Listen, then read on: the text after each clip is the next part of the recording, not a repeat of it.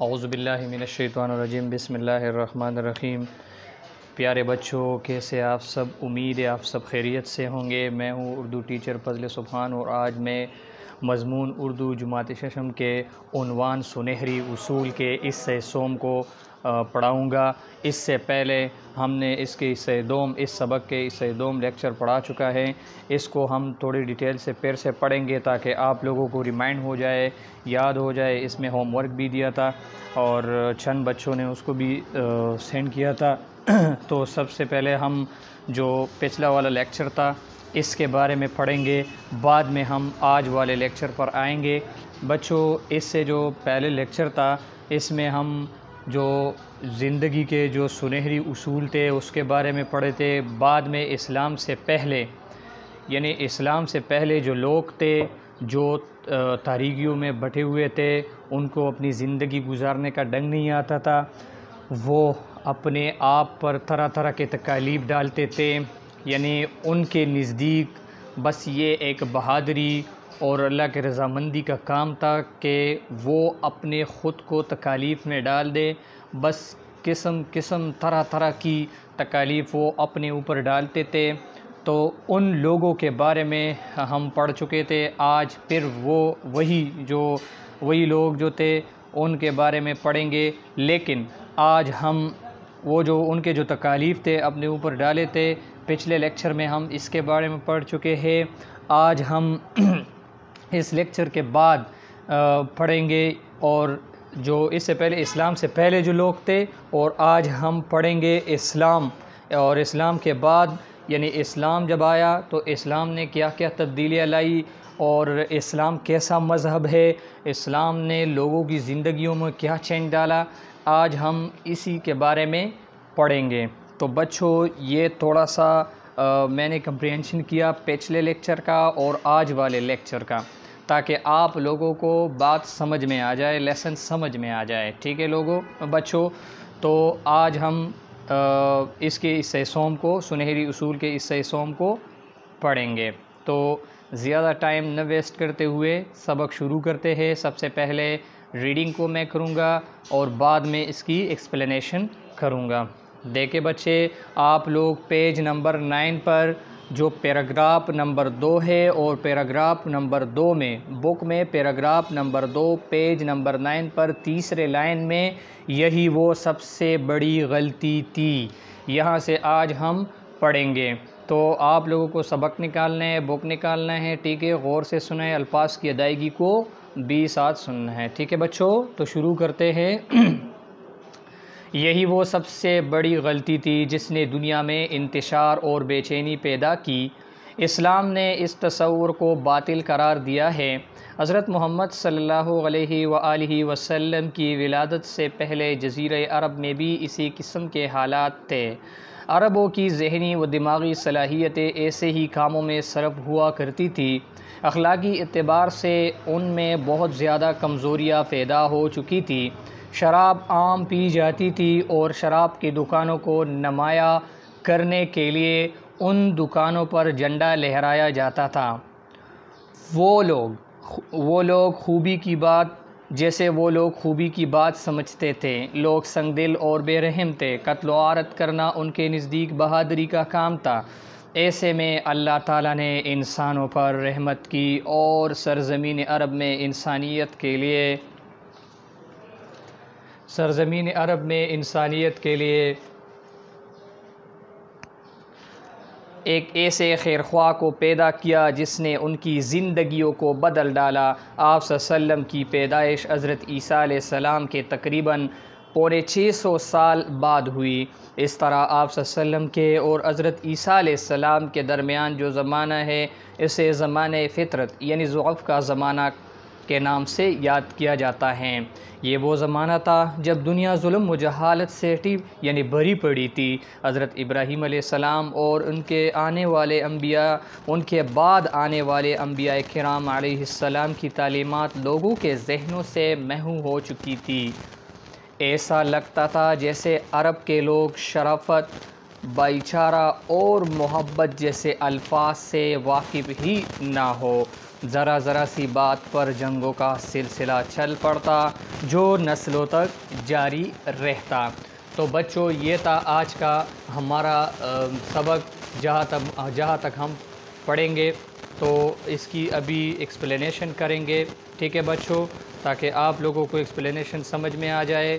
تو آپ لوگوں کو ابھی ایک ایک لفظ کو دیکھنا ہے، میں ساتھ ہی ساتھ ان کی جو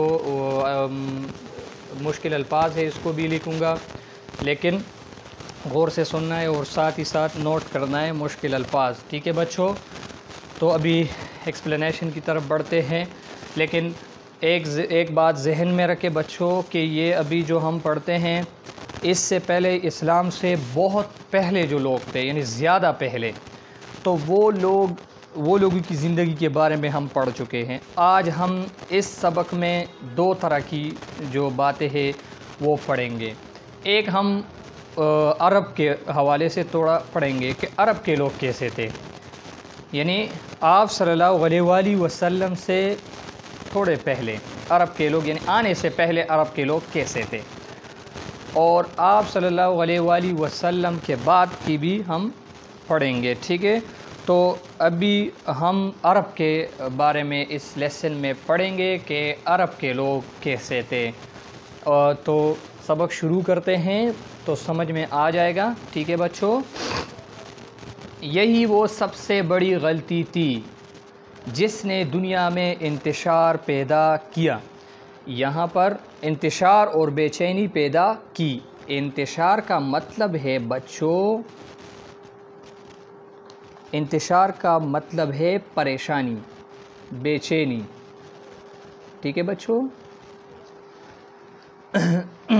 یعنی بے چینی کا بھی یہی مطلب ہے کہ سکون نہ ہو، ٹھیک ہے۔ اسلام نے اس تصور کو باطل قرار دیا، باطل قرار دیا، جھوٹا قرار دیا، ناحق قرار دیا، باطل، جھوٹا، ٹھیک ہے بچوں۔ تو ابھی اس کی یہ تو الفاظ میں نے لکھے مشکل الفاظ، ابھی پھر سے پڑھیں گے تاکہ آپ لوگوں کو صحیح طرح سمجھ میں آ جائے۔ یہی وہ سب سے بڑی غلطی تھی جس نے دنیا میں انتشار اور بے چینی پیدا کی۔ اسلام نے اس تصور کو باطل قرار دیا۔ اس کا مطلب ہے بچے، اگر آپ لوگوں کو اگلے والا لیکچر یاد ہو تو اس میں ہم پڑھ چکے تھے کہ یہ لوگ اپنے اوپر بہت تکالیف ڈالتے تھے، اس سے پہلے لیکچر میں ہم پڑھ چکے ہیں، ٹھیک ہے۔ اگر آپ نے وہ والی ویڈیو نہ دیکھی ہو تو اسے ضرور دیکھیے، ٹھیک ہے، تاکہ آپ لوگوں کو یہ بھی سمجھ میں آ جائے۔ تو اس سے پہلے جو ان کا جو عقیدہ تھا وہ یہ تھا کہ ہم اپنے اوپر جتنے بھی تکالیف یا اپنے خود کو تکالیف میں ڈال دیں گے تو ہم کیا ہوں گے، ہم جنت میں جائیں گے، ہم بڑے بزرگ بندے بن جائیں گے، یعنی ہم اللہ والے بن جائیں گے۔ حالانکہ ایسا نہیں ہے۔ اسلام نے کیا کیا؟ اسلام نے اس تصور کو، اس خیال کو باطل قرار دیا۔ ان کا جو تصور تھا، ان کا جو خیال تھا وہ باطل قرار دیا۔ تصور کا مطلب خیال، تو ان تصور کو، ان خیال کو باطل قرار دیا، یعنی کہ یہ جھوٹا ہے، ایسا نہیں ہے، اسلام ایسا کرنے سے منع کیا۔ آگے چلتے ہیں۔ حضرت محمد صلی اللہ علیہ وسلم کی ولادت سے پہلے، آپ صلی اللہ علیہ وآلہ وسلم کی ولادت کا مطلب ہے پیدائش سے پہلے،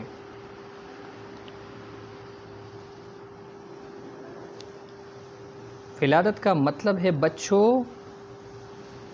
آپ صلی اللہ علیہ وسلم کی پیدائش سے پہلے۔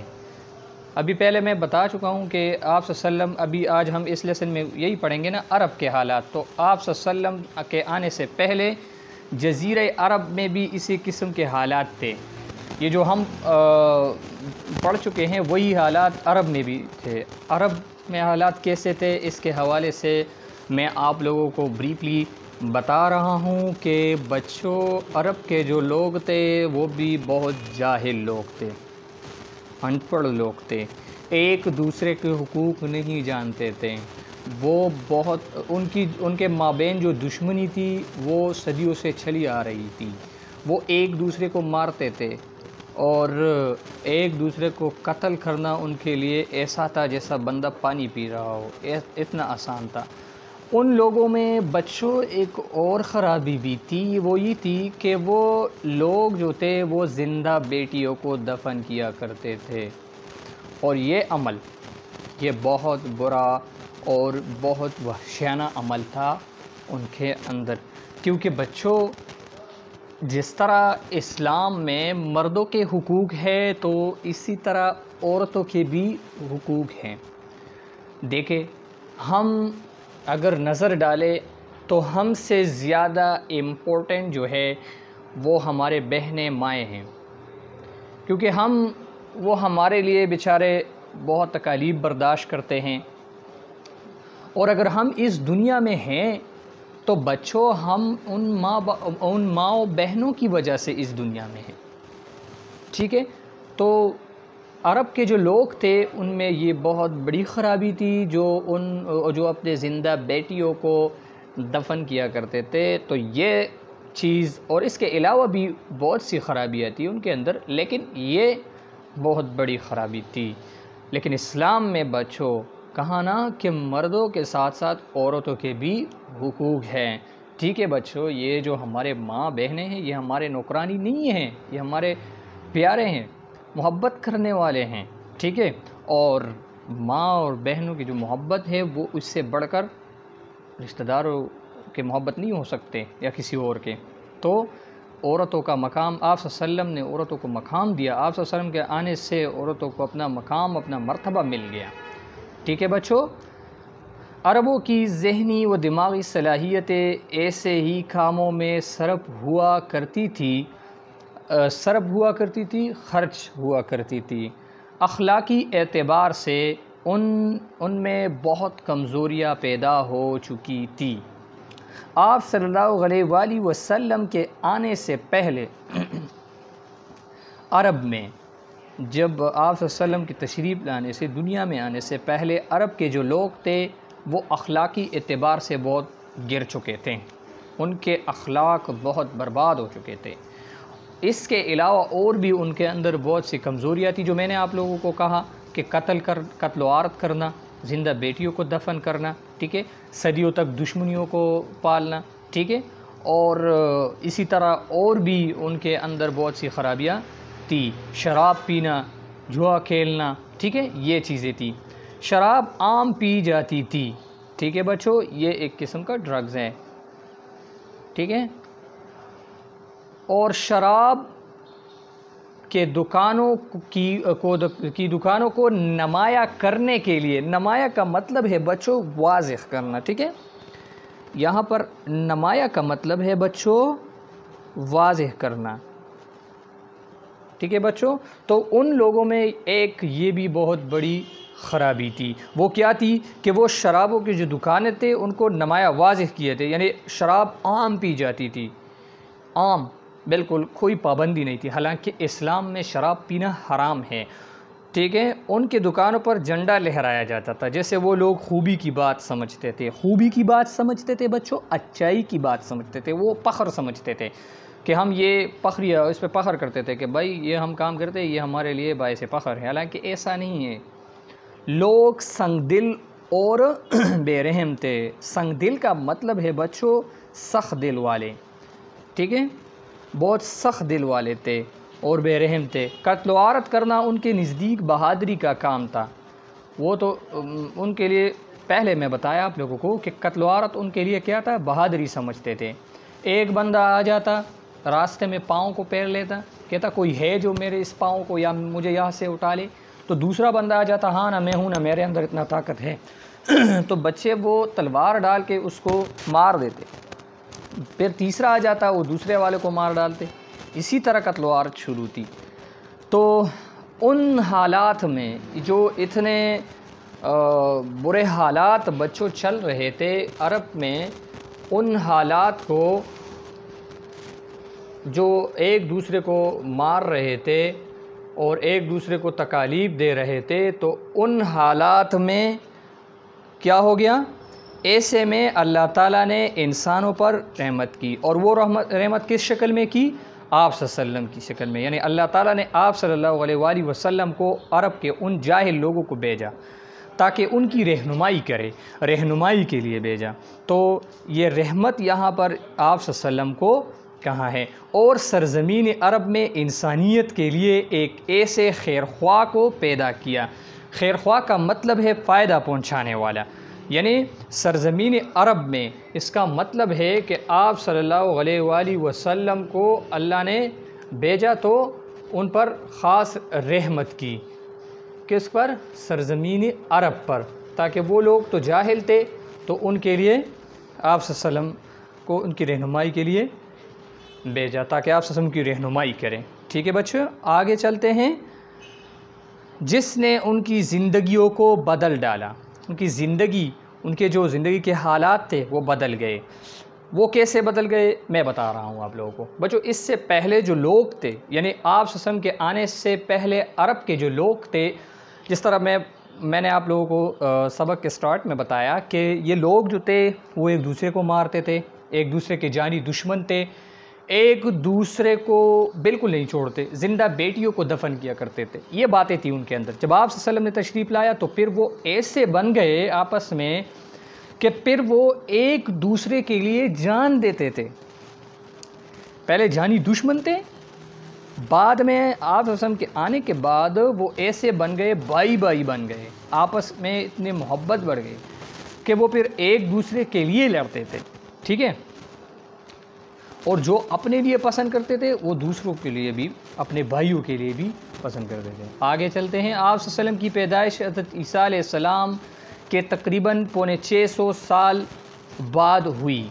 اس طرح آپ صلی اللہ علیہ وسلم کی اور حضرت عیسیٰ علیہ السلام کے درمیان جو زمانہ تھا، جو وقت تھا، اسے زمانہ فطرت یعنی ضعف کا زمانہ کے نام سے یاد کیا جاتا ہے۔ یہاں پہ ایک اور بات، آپ صلی اللہ علیہ وآلہ وسلم حضرت عیسیٰ علیہ السلام کے بعد دنیا میں تشریف لائے، اور حضرت عیسیٰ علیہ السلام اور آپ صلی اللہ علیہ وسلم کے آنے کے درمیان جو بیچ میں جو وقت تھا اسے زمانے ضعف کے نام سے۔ بچوں یہاں پر ایک کویسچن ہے کہ سر ضعف کیوں اسے کہا گیا؟ ویسے تو ضعف بچے کمزور کو کہتے ہیں، ٹھیک ہے، زمانہ فطرت ضعف کمزور کو کہتے ہیں، یعنی کمزور زمانہ اس لیے کہا گیا ہے کہ لوگ، میں نے بتایا کہ لوگ جو تھے وہ جاہل تھے، ان پڑھ تھے، ایک دوسرے کے حق پر ڈاکہ ڈالتے تھے، زندہ بیٹیوں کو دفن کیا کرتے تھے، ایک دوسرے کو مارتے تھے، جوا کھیلتے تھے، شراب، ساری خرابیاں ان میں موجود تھیں۔